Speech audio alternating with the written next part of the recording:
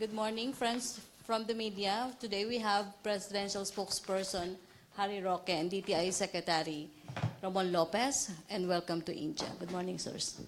Morning. Good morning from New Delhi, where we are part of the Philippine delegation to the ASEAN-India Commemorative Summit. As you know, last night, Philippine President Rodrigo Roa Duterte had a bilateral meeting with Prime Minister Modi of India. No? The meeting lasted for 1 hour, and the two leaders agreed on expanding bilateral ties on all fronts.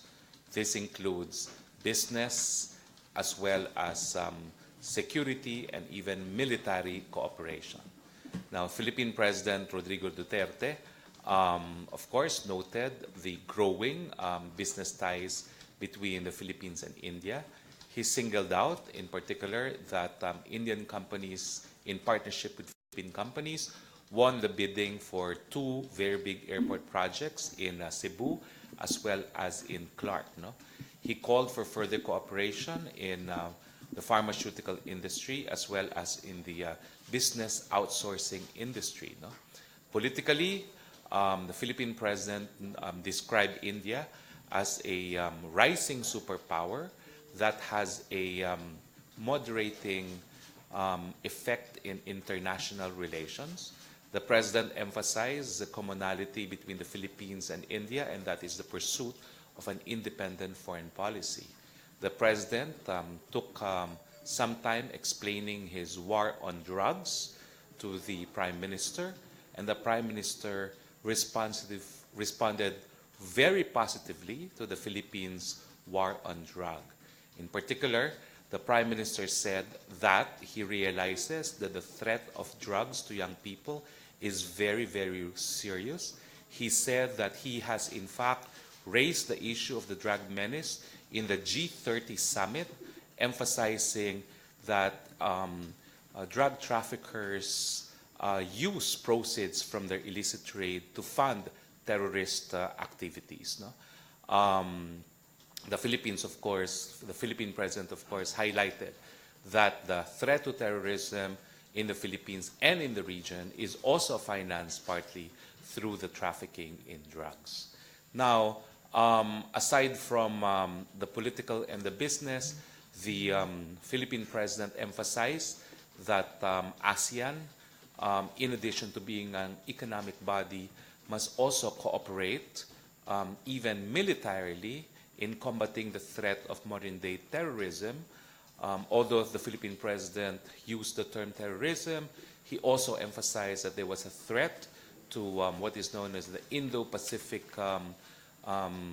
navigation route, pertaining to the threat of piracy, that ASEAN countries must cooperate militarily to combat this form of terrorism. Of course, the two heads of states agreed that relations, while already very good, will even be better, and that there will be further bilateral negotiations on issues involving trade and even military cooperation in the next 2 months. I'd like to turn over now the floor, before I go to my briefing on other issues, to Secretary Lopez. Secretary Lopez has been in India a day before we arrived, and he has had meetings with Indian companies, and it would be good at this point for Secretary Lopez to brief us on the gains that we have achieved on this trip so far. Thank you, Secretary Harry. Good morning again, everyone. So we had a series of meetings with big and major conglomerates in India, especially those with special interest in operating in the Philippines, and those with intention either to expand or to enter the Philippines in terms of investments. And of course, this goes beyond the usual trading activities they have with the Philippines. Part of the meetings, we've entered into, or they have submitted, in total about 7 letters of intent and 2 MOUs. No? So we had basically about 9 sort of agreements with them on how they can or how we can both expand and strengthen our trade and investment relationship. So in particular, special emphasis were given to align with what the President intends to achieve in this visit, to strengthen the trade on pharmaceuticals, to ensure that the Filipinos will have better, easier access to affordable quality drugs. It's highlighted that the medicines coming from India are not only affordable but also with high efficacy, very effective. They in fact are biggest exporters as well of medicines to the US and the EU. And that is what we want to have, that these kinds of medicines at these affordable prices to be accessible to many Filipinos. Related to that, the President as well, and in our earlier meetings, we have emphasized the need for these Indian pharmaceutical companies to start manufacturing in the Philippines. They can make the Philippines, as they call, manufacturing hub for medicines that they will supply to the Philippines, or making it as a manufacturing hub to export also to their other export markets. Healthcare is also discussed. Many of the Indian companies would have the technology to provide healthcare, wellness, preventive healthcare for the Filipinos and making it more affordable. We've covered also the areas of IT, business process management, and as you know, Indian companies, there are a lot already in the Philippines, and we have talked to them. They intend to come in a bigger way. They mentioned in the letters of intent their intention of expanding the number of seats. And for today, I won't be summarizing or giving you a total of these investments and the number of seats, because some of these are still being finalized, and at the same time, we don't want to preempt the full report that will be given by our President. So once we finish this visit, we shall give you the total investment figure as well as the new jobs that will be generated. But I will tell you that it is emerging to be a substantial commitment on the investment side as well as job generation side. And much of it will be coming from the IT-BPM, renewable energy, and other infrastructure projects, including pharmaceuticals. The other aspect that in the bilateral last night, on top of what Secretary Roque mentioned, is there's a bit of discussion on the need to conclude RCEP, or at least bring forward the discussions on the RCEP, and the two leaders recognize that this will be discussed in the plenary in the ASEAN today. I'm sure many of the leaders would be making the call to bring forward the discussions on the RCEP. So maybe in particular, I'd just like to cite some of the companies that we met, just to give you a flavor. First, on the MOU, this is at the agency level. The Board of Investment entered in a memorandum of understanding with the Invest India, basically to facilitate direct investment cooperation between the BOI, the Board of Investment, and Invest India, to provide practical investment information to enterprises, assisting visiting investors, promotion of investments, and many other initiatives that will facilitate investments. The other memorandum of understanding is between the National Association of Software and Services Companies, or NASSCOM, of India, and our IT, Business Processing Association of the Philippines, or IBPAP. And this pertains to the development and growth of the global IT BPM industry in our country. So this basically includes mutual assistance and cooperation for the promotion and development of the industry. And of course, together with that, which we will report later would be the investments of several companies in the Philippines. So we talked to different groups, Adani Green Energy, and we will give you a copy later of the summary of the meetings yesterday. So we met Adani Green Energy. Their plan is to expand its operation to the Philippines, in particular focusing on the renewable energy, building solar panels. They are the biggest in India. And then, of course, there is the investment commitment and the jobs to be generated. So they are now looking for sites for the solar and the wind-based power generation. Interglobe Air Transport, they would like to represent, for example, Philippine Airlines and promote tourism in the Philippines, here in India. Another LOI on Interglobe Technologies.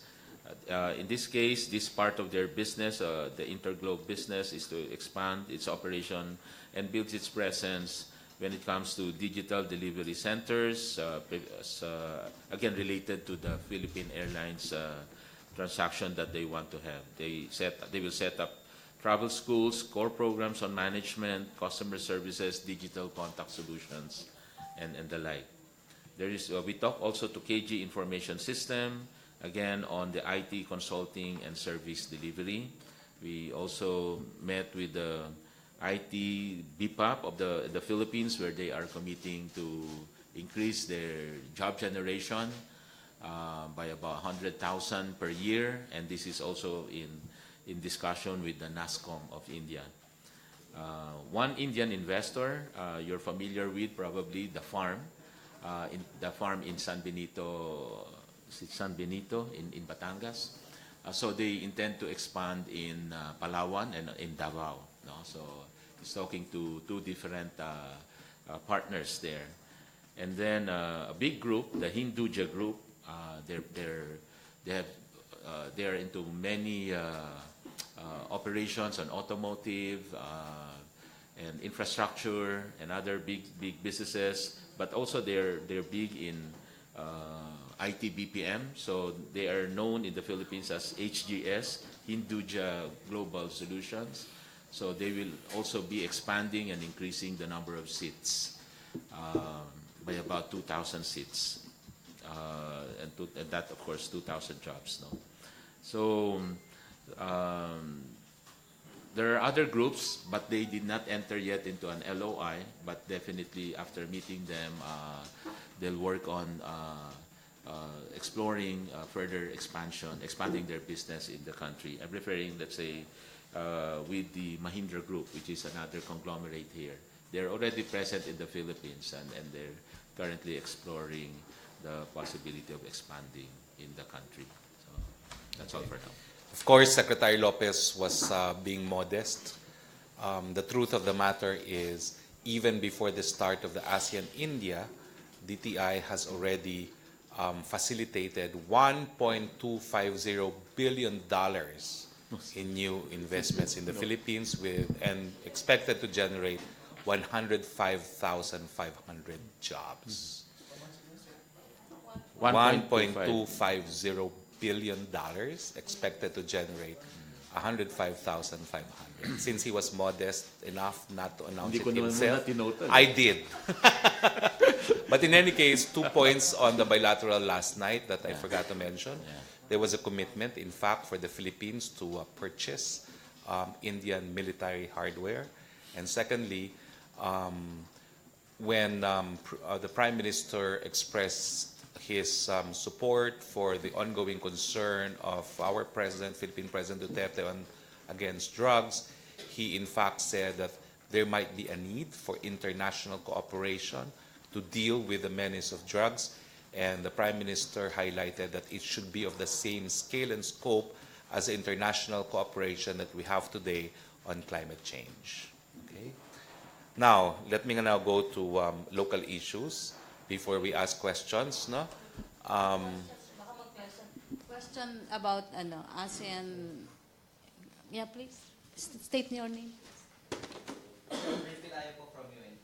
The You have to use the mic, please, because otherwise you will not be heard. Recorded. Sir, good morning po, Secretary. Ray Pilayo po from UNTV. Sir, nakausap namin yung ilan sa mga Filipino community dito sa India at sinasabi nila napakaganda ng opportunity para sa mga OFW dahil ang taas ng sweldo, around 100,000 to 400,000 para sa mga professional natin. Kaya lang sinasabi nila, sana daw may agreement ang India at Pilipinas para sa deployment ng mga OFW para mas mapadali yung pagkuha nila ng visa and renew ng visa po. Well, the Secretary of Labor is not with us on this trip, but I will relay this information to him. Of course, we notice that India today has a very high standard of living, and yes, given the economic boom in India, I understand that their economic growth was 7%, no? And they're a population of more than 1 billion people, no? Yes, we would look to further opportunities for our professionals, no? Employment opportunities for Filipino professionals here in India. Doon sa bilateral ba, sir, pero ba tayong nabanggit tungkol sa mga parang kapakanan ng mga OFW po natin dito? Walang nabanggit doon. It was really an emphasis on military, political, foreign policy, as well as economic and business ties between the Philippines and India. No? Sir, dun sa medicine, ano po yung particular na napag-usapan po dun sa, can you give more details po sa medicine? In the bilateral itself, it was mentioned that it's an area of cooperation that the Philippines wants to prioritize together with business outsourcing. No? But the conversation in the bilateral was in general terms. Of course, there was an indication that we want Indian companies to invest in the pharmaceutical industry in the Philippines, and we want to, of course, learn from the experience of India on how they're able to produce cheaper medicine. The Philippines president, in fact, making an example, the case of antibiotics. No? The same antibiotics of the same efficiency at a fraction of the cost when they are made by multinational companies. No? It's something that we want to learn from Indian companies and the Indian state in general. Sir, meron na ba silang... If I may add lang, on that particular aspect, I remember that the two leaders discussed the need to have that working group to work on this pharmaceuticals development, both on trade and investments. And I think they were given, that technical working group was given about 2 months to give a report on how we can really strengthen the partnership, the relationship between Philippines and India on pharmaceuticals. So that would be given. And then we basically discussed on the bilaterals that we have we met kasi the Indian Pharmaceutical Export Council. This was yesterday. This was yesterday. This is not the leaders bilateral, but our meeting, the DTI's meeting, and we basically wanted them to focus also on key medicines that would be needed, especially by the poor. No, so medicine alternatives on anti-hypertensive, amlodipine, anti-cholesterol, atorvastatin, antibacterial, anti-cancer, and then so yun, marami pala sa anti-cancer. Sa dengue ba, sir, meron po? Vaccine? Wala dito, hindi nabanggit dito. Okay, thank you. Maki Pulido. I'm sorry, sir. I'm just confused. If you can explain, don't we have parallel importation because of the Cheaper Medicines Act? No, we are doing importation already. So what we are just saying is that we would like to encourage more siguro sourcing of cheaper medicine, or what we say affordable medicines from more sources here in India, but at the same time encouraging now for them to look into manufacturing. So so that we don't just rely on importation.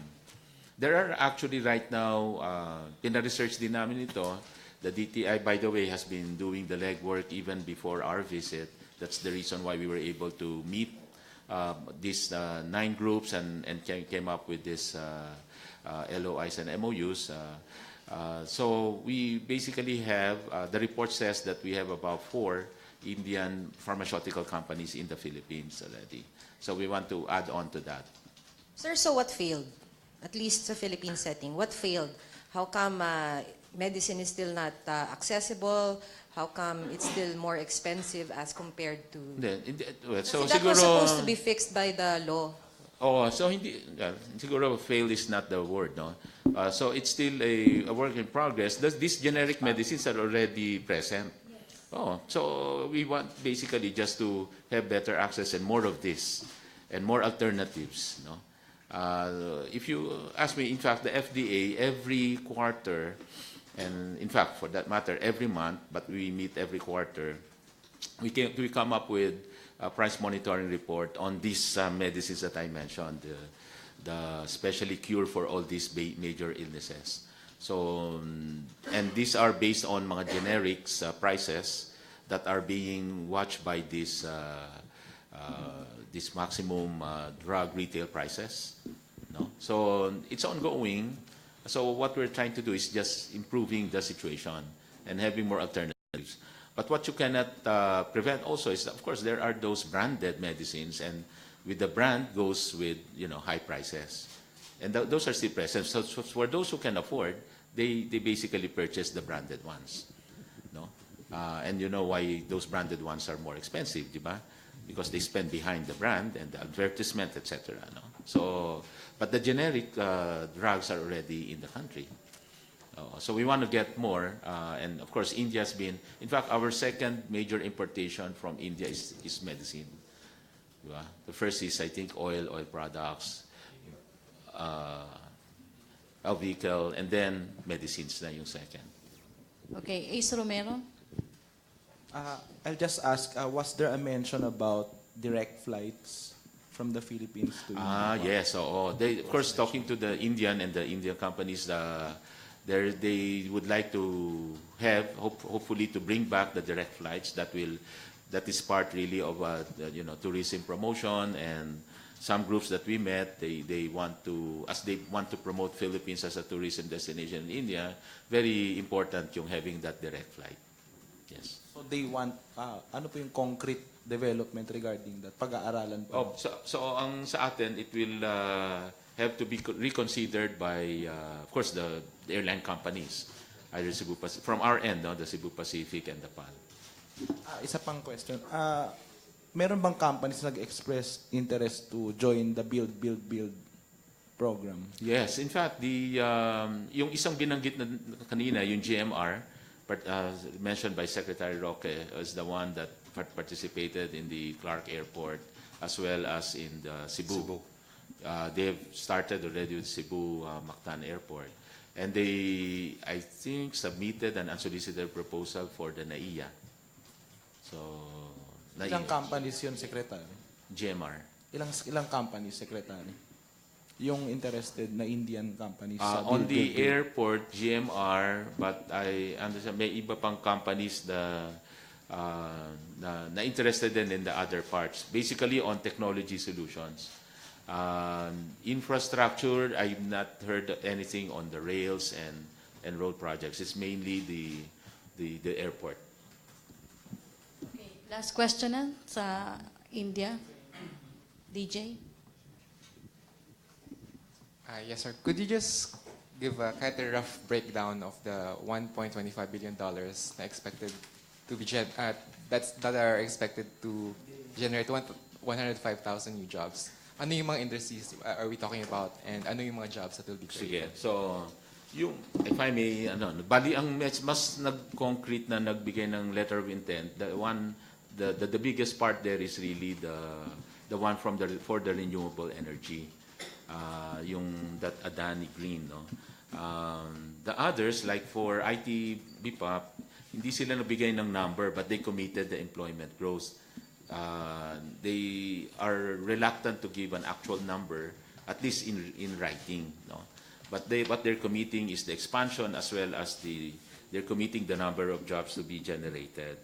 So Kaya kung titingnan mo, yung malaki doon sa 1.2 billion is really the renewable energy. Kasi doon may ballpark figure talaga sila. But when it comes to the job generation, ang malaki naman yung IT-BPM. So sir, yung 1.25 Siguro, billion. siguro yung yung about $1 billion na pinaplanong gamitin for the renewable energy, it will generate only 3,000 jobs, no? But much of the, and then again, the other companies with letters of intent, they plan to expand, but they do not want to give some numbers yet. So we don't want naman to put numbers na hindi sila nag-commit, no? Siyempre, yung isinasama lang natin, yung willing sila mag-commit. Then, the likes of HGS, meron silang kinomit about $20 million, creating 2,000 jobs. Merong yung sa San Benito Farm, $30 million for 500 jobs. And then sa IT-BPM, yun yung maraming jobs. Ang estimate about $100 million for that 100,000. The commitment actually is just 100,000 for 1 year, but what they see happening is about 100,000 jobs per year for the next 6 years. Sir, last na lang on my end. Yung pong commitment on the part of the Philippines to purchase Indian military hardware, what are we talking about here? Well, the Prime Minister actually said that they have expertise in ships and other military hardware. President Duterte just manifested, no, that in the same way that he has decided to purchase weapons from China and Russia, that he will also consider purchasing Indian weapons. No? Of course, in the beginning of the meeting, the President thanked India for its support in the Marawi effort. And if I'm not mistaken, India gave actually cash, 500,000 towards rebuilding of Marawi and the height of the conflict in Marawi. Last question. Sir, how big is the business delegation na kasama dito, sir? 20, no? I think from two groups actually, from the PCCI Indian Chamber as well as the Federation of Indian Chamber of Commerce. So I think each would have about 20. So around close to 50 in total. Very small. Very Pero are there Filipino companies naman looking to expand or enter the Indian market naman? From what I heard, there's just a few who joined us and that are looking into yung exploring opportunities dito. And in fact, they're in the middle of mga meetings since yesterday. Hindi ko lang alam kung gusto nilang pabanggit na. Yeah, but there are. Okay, thank you, Secretary Lopez. Presidential spokesperson. So I'll proceed now to other matters. First is the clarification. We posted it on Heads Up. I'd like to underscore the fact that it's too basic a mistake for me to make, considering I taught international law in UP and abroad. When we talk of sovereign rights, it's not only exclusive right to explore and exploit natural resources, it's also the exclusive right to conduct scientific research, lay submarine cables, and build artificial islands. I understand there's a possibility of miscommunication. I'm not imputing anything to that article.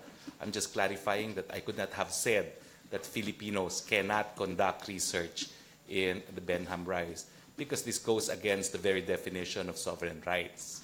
So I'd like to emphasize that what I was highlighting, because of the series of questions on the grant of a license to conduct scientific research to Chinese companies, is why it was given to a particular Chinese company. No? But in any case, where I was mistaken was I did not know as of Tuesday that we had granted quite a number already of licenses for foreigners to engage in scientific research in Benham Rise.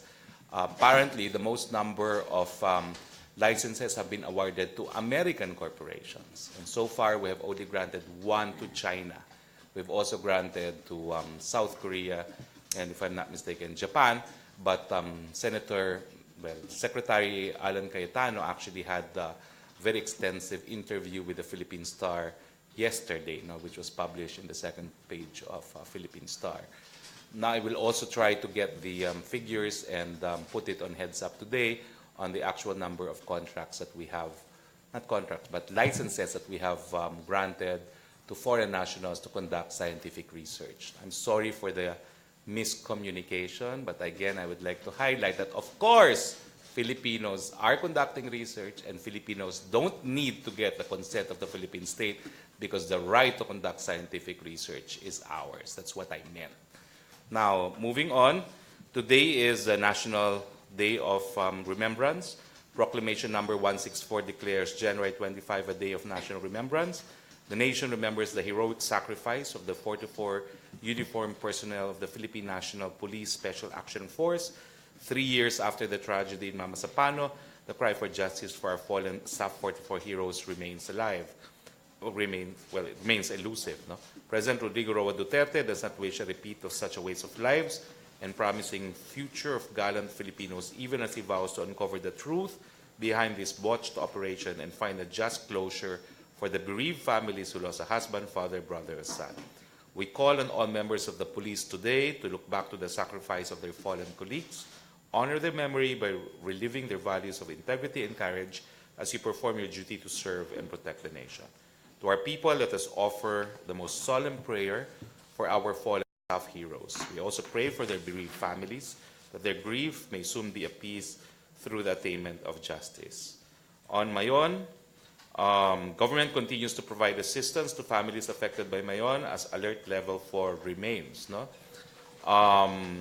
As of January 24, 8 a.m., a total of almost 29 million worth of assistance was provided by DSWD, DOH, OCD, LGUs, and NGOs to the affected families in the province of Albay. Also, the DSWD pre-positioned 2 tents at Bicol Regional Training and Teaching Hospital for possible influx of patients. The Department of Agriculture, on the other hand, prepared 475 bags of hybrid corn seeds and 10 bags of corn grits for distribution at the affected areas. As of January 24, 2018, 6 p.m., 15,624 families, or 59,114 persons, are taking temporary shelter in 59 evacuation centers in 6 municipalities and 3 cities of Albay, while 2,179 families or 9,058 persons are staying with relatives in Camilig, Daraga, Malilipot, and Santo Domingo, Albay. I'd like also to announce that I have contacted both Secretary Briones of the DepEd and Acting Secretary Leico of the DSWD, and they have come to terms that they will build temporary shelter for evacuees so that the students can actually utilize the school buildings. So they're now in the process of coordinating. So instead of building temporary learning facilities, they will build temporary relocation sites for the evacuees so that the children can go back to school in areas outside of the 8-kilometer danger zone. Questions? Pio Ranada. Pia Gutierrez. Sir, could you confirm yung sinabi po ng ambassador ng EU that the Philippines has formally rejected the trade-related technical aid, sir? What do you mean? Hindi, ako na yan. I do not know about that. Now, that's the 6.1 TRTA. million euros. Oh, no. Apparently, the agreement, the draft agreement signed by EU was not signed by the Philippine side. I think there were still issues on the language until it elapsed the deadline was reached, I think end of the year. And they could not come to terms in terms of the language.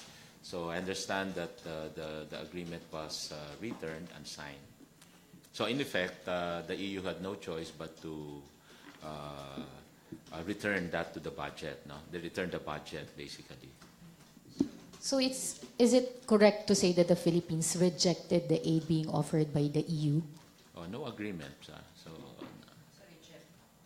It did not materialize. Hindi na material. Yeah, hindi Maybe acceptable not pa yung reject, terms. no? So, Oo. hindi lang acceptable. We would like to have it, but I think there was an issue on the language. Siguro what's written there, no? What was the particular language? I don't know. I'm not familiar. Again, what was being reviewed at that time was this particular aspect on keeping the Philippine sovereignty. Dahil yun naman ang pinaka-critical part of the language that must be kept, basically. So kung hindi nagkaroon ng agreement doon, hindi naging acceptable yung language. Pero sir, were there efforts to correct the Yeah, they were language? talking. The two sides were talking. Kaya lang umabot na doon sa deadline. Follow-up question. On that one, yeah. Yeah, on the TRT. EU. If I understand it correctly, sir, no, I'm sorry, I'm just clarifying. You said the sovereignty. There was a language problem on the sovereignty. Yes. It's usually dun sa mga agreements, di ba? Kung ano yung mga dapat mong gawin. Ano Pero di ba, sir, So, the 6.1 was just for technical funding? yeah. Pero when they give it, di ba may mga conditionalities. Yun yung parating at question. Yung mga conditionalities na nakasulat, kunwari, ano ba yung hinihiling doon? Ano bang language doon? Ano? Oo. So pag parang may issue pa doon, that sorts of touch on sovereignty, yun yung issue that has to be resolved. What about the sovereignty? No, you talk to, I don't know who you want to talk to. Basta dun sa conditionality yun eh. That's been an issue parate. Henry? Secretary, si Pangulo ho ba ay kailan at tuloy na ba yung plano niyang pumunta sa mga biktima ng pagsabog ng Mayon? May plano po, pero siyempre, everything is subject to whether or not it is actually possible to go to Bicol, no, by air to begin with. No? I do not know the status of Legazpi Airport now. I'm not at liberty to set the date, but there is a tentative date set already for the President to go to Legazpi. Pangalawang tanong ho, yung Mahindra, meron pang, I think, usapin sa atin no, na tungkol dun sa piniling Mahindra vehicle ng PNP back in 2015. In fact, may mga congressman na gusto pa hong paimbestigahan ito. Kahit may usapin, tuloy pa rin ang pag-deal natin dito sa kumpanyang ito. I will defer to Secretary Lopez. I'm not familiar with the issue with the PNP acquisition. Yeah. 2015, mayroong issue ng overprice and some are defectives. I don't know about the overpriced issue, but the Mahindra is a legitimate group. It's a recognized and a major conglomerate here in, one of the biggest here in India. So, of course, yung mga particular transaction na yon, we're not privy or I'm not aware of that. No? So, but as a group, I can vouch that their vehicles, their operations are all in order. But pero yung particular transaction, hindi ko alam. Well, I hope we're not the aware, no? Congress and the investigating authorities dig into it. If there's something wrong with it, then people should be punished. No? But all these contracts that are being questioned were all contracts of the past administration. We simply will not defend them because we don't know what happened. If there's evidence of malfeasance or misfeasance, I hope evidence will come out so that the proper parties can be prosecuted. But we can't defend contracts that we did not enter into. All right. Is the President going to accept the invitation by EU? No information. Will, He will have to follow his own guidelines. but have you received Number the one, invitation? if, yes, there was an invitation, but the guidelines will be, we need to be very clear on what benefits the Philippines will get from such a visit. It must not be too expensive. No? So, pursuant to those guidelines, the President will make a decision. Sir, follow-up lang po dun sa aid. So, sir, if we think about yung interest kasi ng bansa and also about yung, if we talk about yung kung ilan yung matutulungan nitong aid na to, doesn't the issue of language, parang ang liit lang yan na issue if you're thinking about the benefits that this aid will bring to the Philippines? Hindi ko masasabi kung malaking issue usually pag yung when you talk about sovereignty, no, and interference, no. If there are still those hanging issues, to me those are major issues. So that has to be settled. I'd like to add to that. I think the general policy direction of the president is we do not need aid that will interfere unduly with our sovereignty and that may result in interference in the running of domestic affairs. Thank you, sir. Okay, question? No more? Yeah, please use the microphone. Sir, may epekto po ba yun kung sakaling hindi natanggapin yung aid nila? May epekto ba doon sa dapat na matulungan? Meron bang impact yun sa dapat na matulungan ng aid po na yun sa atin? Sa Alam niyo po, ang Pilipinas hindi umaasa sa bigay para bigyan ng katugunan ng mga pangangailangan ng taong bayan. We're doing it as a country. We are providing for the needs of our people. We now have outstanding economic growth, and this will enable us to give what our people will need. Of course, there's also the train, no, which was intended to create more jobs and create more economic opportunities for our people.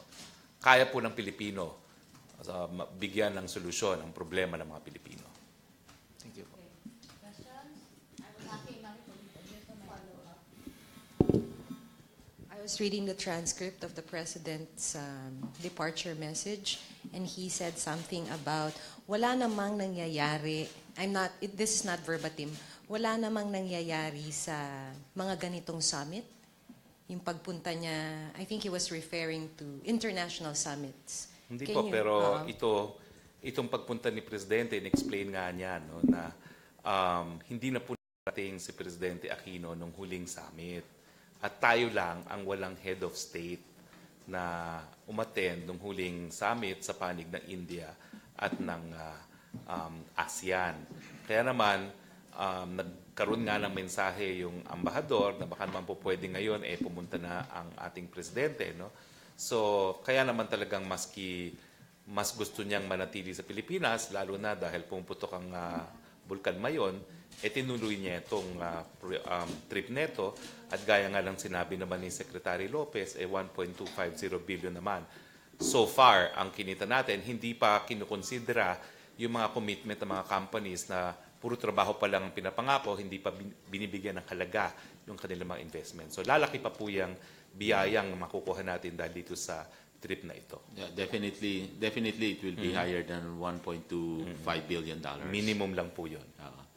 Ngayon, yung kung walang nangyayari, siguro let's put it in context because the President agreed to come over when he realized also na lahat ng leaders ng ASEAN ay pupunta. And definitely, in just meeting those leaders, malaki ang nagagawa sa mga relationship at commercial relationship natin sa lahat ng countries na to within ASEAN and together with India. In fact, the goodwill established, no, yung kahapon, malaking pasasalamat ng Prime Minister. The fact na sabi niya, kahit pumuputok yung bulkan at may mga problema sa Pilipinas, itinuloy ng Presidente yung bisita niya dito. So, yun lang, that alone, you would know that this could lead to more positive developments in our bilateral relationship. And of course, in ASEAN, so many things are happening. Yes, it just takes time kasi mahabang diskusyon nito. Kaya talagang minsan, hindi mo nakoconclude kaagad sa isang summit. Pero alam naman natin na dito nagsimula sa mga summits na to, kaya nagkaroon tayo ng ASEAN Economic Community noong 2015. And hopefully we can reach an agreement dito sa mga RCEP na to and so many other cooperation on security. The President also highlighted the fact na yung ASEAN should take a different platform or enhance the platform beyond economic and commerce. He was saying to hopefully have more discussion on the security cooperation. So, sabihin, napaka-importante rin to, the fact that the President mentioned this. No? So, we have to look at it at that perspective. Sa akin, napaka-importante rin yung solidarity ng dalawang leaders pagdating dun sa independent foreign policy at yung pagkakilala no, na napakaseryosong problema talaga itong droga, hindi lang sa Pilipinas, kundi sa buong daigdig. In fact, nabanggit ng Prime Minister na gusto niya na yung programa, yung campaign natin sa anti-drug, sabihin, at saka anti-drug campaign. And gusto niya ring to learn more about the urban warfare given our success in the Marawi siege. Diba? Gusto nilang mapag-aralan. Henry po. The campaign in general. No? Henry Uri. Secretary, may mga nagtatanong lang. Anong official function, anong katungkulan ni former Speaker Sonny Belmonte? Bakit kasama siya sa entourage ng Pangulo? Bakit of all the congressmen, he's from Liberal Party, supporter of the former president. Why is he with the president in this trip? And in fact, kasama rin siya sa Japan.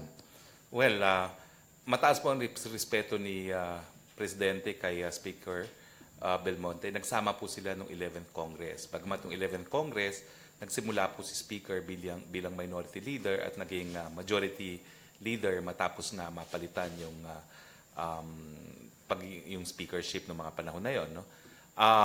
Pero naniniwala po ako na patunay ito na ang presidente po is not engaged in political witch hunt. Kasi nung umalis po tayo, meron daw effort na ilihis sa mga issue, no? By adopting a policy na sinisisi yung mga tao ng mga nakalipas na administrasyon. Ako, kung totoo po yan, bakit namin palaging kasama ang isang leading stalwart ng Liberal Party na si Speaker Belmonte? Hindi po totoo yan. Is the Naniniwala President- po si Presidente na si Speaker still has stature and influence in the House. And of course, the fact that he's part of the delegation is intended to bolster the relationship between the executive and the House.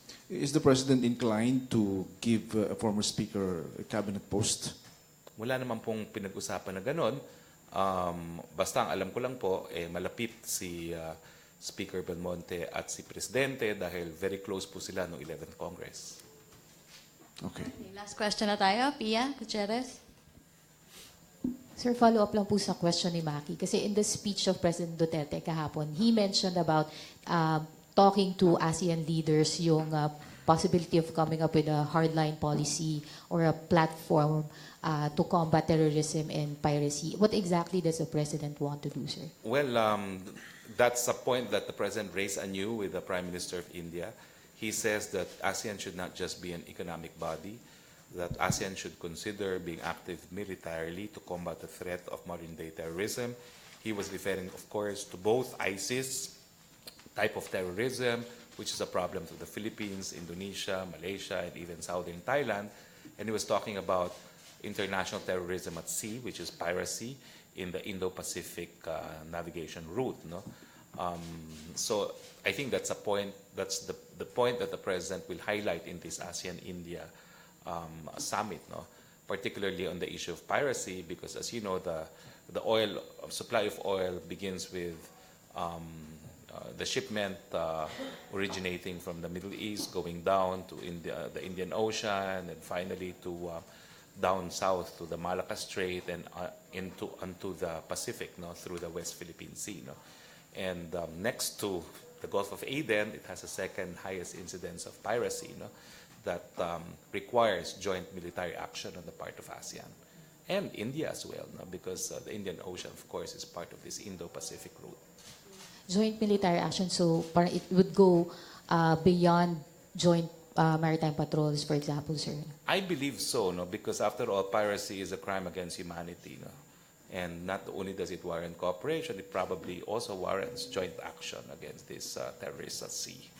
Sir, he also mentioned asking for China's help in blowing up, sabi niya, pirates and terrorists. So ito po ba napag-uusapan na or nabanggit lang po niya? It's something that the President would like to push, no? Because as I said earlier, we should not just be an economic body, we should be addressing actual military threats together. So it would entail, sir, yung pagpapapasok, for example, ng mga Chinese ships in, for example, in Philippine waters to patrol against pirates, ganun po ba, sir? Let me clarify that even in the Gulf of Aden, there are ships from all countries all over the world patrolling the waters, the Gulf of Aden, against international pirates. So it's that kind of cooperation that we're contemplating. No? Ina-highlight ko lang na dun yun sa Gulf of Aden pa, na meron na talagang Indian, Chinese, Japanese, American, lahat sila engaging in the same purpose of trying to protect shipment, particularly of oil, from the threat of piracy in that part of the world. Could you tell us, sir, parang what exactly the President is planning in asking for Chinese help, sir? Wala pa. Wala pang detalye. But it's something that he wants to talk about with ASEAN first. Pero considering, sir, na very sensitive mga Filipinos dito, lalo na on the issue of sovereignty, don't you think na parang it would have a big backlash kapag ituloy yung mga ganitong plano, like joint maritime patrols, Alam asking mo, I the- dispute that because I dispute that the Filipinos are very worried. No, we all know about the acceptance rating of President Duterte amongst our people, and that includes his policy of opening up friendship, no, friendly relations with China. So I'm submitting that that's subject also to the acceptance of the Filipino, together with the promise of the president that he will not give up even a single inch of Philippine territory to any other country. So I think the problem is you have xenophobists, alarmists, but people trust the Philippine president that he will defend Philippine sovereignty and advance our national interest in this new foreign policy initiative which he developed and which we describe as an independent foreign policy. So, tiwala lang, sir. No, tiwala and the fact na napatunayan na naman ni Presidente kakayanan. Hindi naman teka-teka atras abante itong presidenteng to as we commemorate the SAF 44 today. Okay, thank you, Pia. Thank you, Presidential Spokesperson Harry Roque. Thank you, DTI Secretary Ramon Lopez. Thank you very much, everyone. Thank And you, please, friends from the media. Back to our main studio sa Radyo Pilipinas and People's Television. keep warm.